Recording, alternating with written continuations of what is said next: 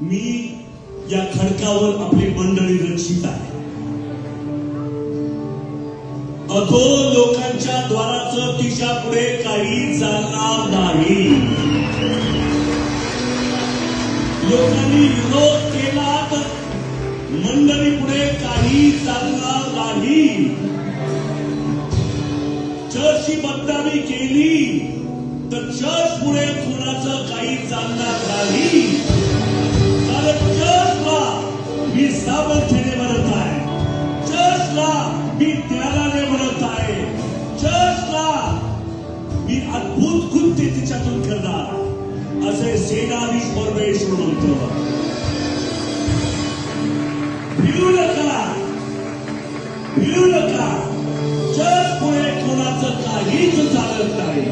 आमेन. Hallelujah. आपण जोरदार टाळ्या वाजवून परमेश्वराला